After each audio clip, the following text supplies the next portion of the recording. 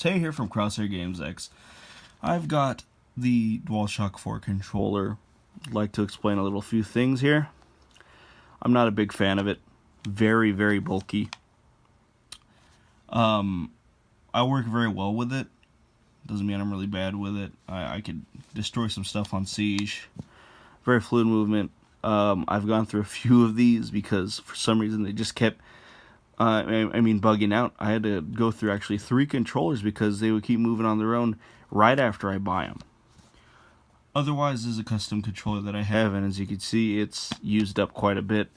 It's funny that a custom controller that I built is actually lasting longer than the retail ones that that I buy at GameStop here. And this is a clear controller, of course, but I ordered the shell from Japan. They had clear controllers long before, but this is not the reason why I'm making this video. Now this is the reason I'm making this video. This is a nice review of the Hori PS4 mini controller, okay? Here's a nice size comparison here. It's, the size disparity is obvious. Analog stick with obvious, no touchpad, obviously. So, this thing is a beast. I have giant hands, okay? And this thing is still comfortable for me. This thing is designed very fucking well. These notches right here, great. It feels so comfortable, even with someone with hands as big as mine. This thing looks good. It's built well. It doesn't feel cheap at all. This is some high quality stuff. Hori did a good job. There's a lot of resistance in the sticks, which is great. Feels high quality. There's no button shaking like you feel in, DualShocks have shaky buttons. You could shake them around in their sockets. You can't do it with this thing. Obviously, there is no pad, but if you have this button right here, it looks like a mini little pad. If you press down that, it mimics pressing down on a pad in the PS4 controller. The PS4, DualShock 4, sorry. So if you want to drag your finger across this, right, let's say you're playing Final Fantasy 14 and you want to target something manually because the targeting system sucks when you use buttons. You want to, drag your finger across to the object with the cursor on the screen. Just tap it, it'll lock on. For this, it's a different story. It's neat. So this button right here, TP, touchpad, you press this, and you could actually move the cursor on the screen as if your finger was on the touchpad. Much quicker in my opinion, much cooler in my opinion, less clumsy. I don't like the touchpad on the DualShock 4. Big fan of the PS4 controller, so that explains that. A lot of people complain that that controller is actually way too small. I destroyed on that controller. L2, R2, L1, R1. The funny thing is that these are very close together, as opposed to the far apart buttons here. And it's funny because sometimes I'll actually get a sore finger from pressing L2 with my pointer finger. Nothing with that. I could actually use one finger to get to both if I needed. Really convenient. 10-foot cord, very sturdy. It has a protector. Sadly, there is no bend protector here, but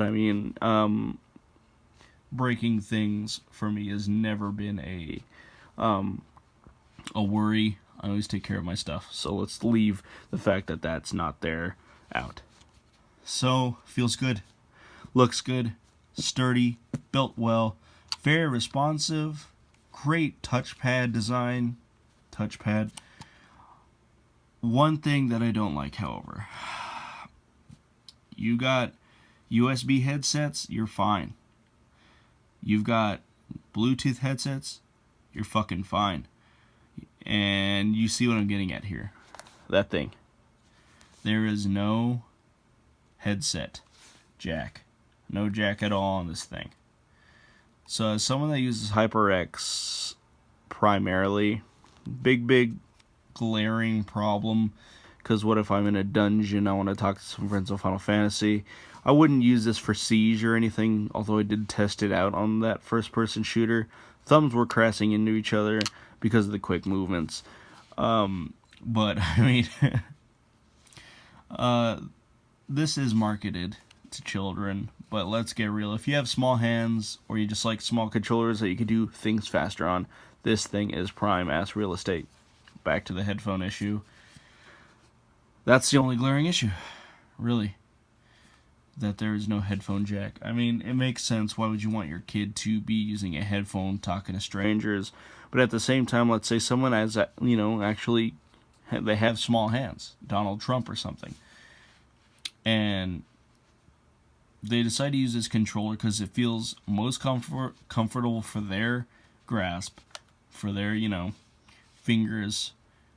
Unless they have a Bluetooth headset or a USB headset, they're not going to be able to use the mic. Not a big problem because you could just hook up the PS4 DualShock default controller that comes with the PS4, but still, small problem. Could be reconciled by getting a Bluetooth headset. I give this thing an 8 out of 10.